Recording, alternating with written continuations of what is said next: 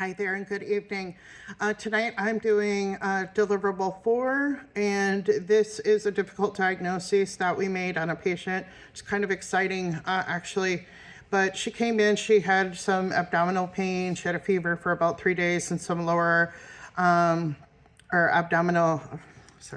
vaginal discharge, kind of yellowish, foul smelling, and it had gotten worse over the last few days.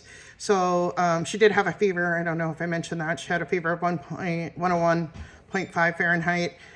So she was very concerned, and because of the discharge, I should also add she was 29 years old. Because of the discharge, she came to see us rather than going into urgent care. We're in a situation where we are very grassroots, very community-based, so we do see a lot of this, walk-ins even. So it's a little bit of a unique situation. But at any rate, so we were looking at her diagnosis, and I'm sorry, I think I said she was 21. She's 29. She had a history of chlamydia trichomosis in the past, and that was at 21. No allergies or anything like that. She had a new sexual partner over the last 2 months, so that kind of raised some red flags for us. So right away, we did some STD testing, and sure enough, her chlamydia came back positive, and let me just look at my notes here, sorry.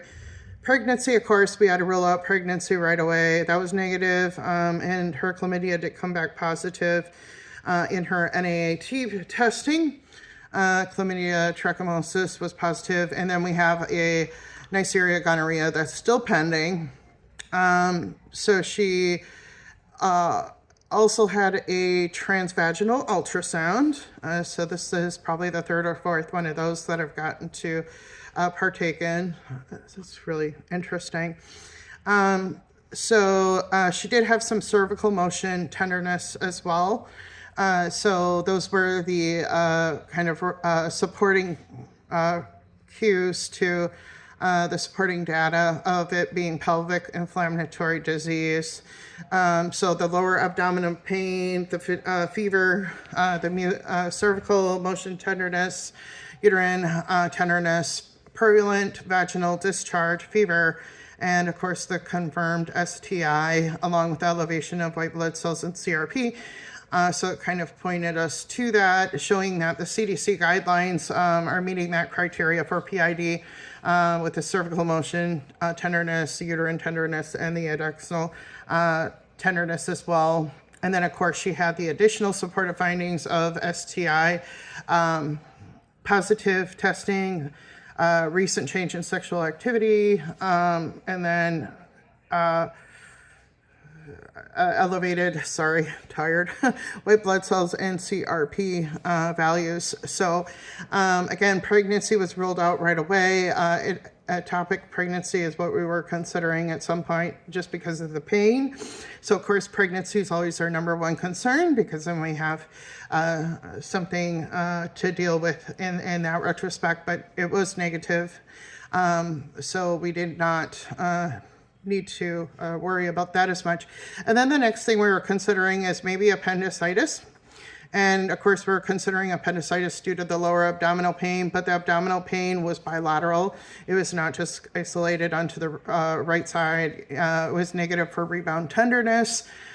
So that kind of pointed us back into PID direction.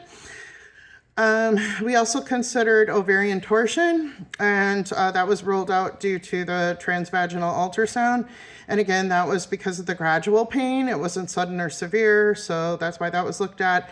And then lastly, and less likely, but because of the fever and the elevated WBCs, we did rule out urinary tract infection. So that's how we got the definitive diagnosis for PID. And of course, the initial management was empiric broad-spectrum antibiotics, ceftriaxone, doxycycline, and metronidazole. Also notified and treated the sexual partner, and having them abstain from intercourse until treatment is complete. It's 5 minutes. Thank you.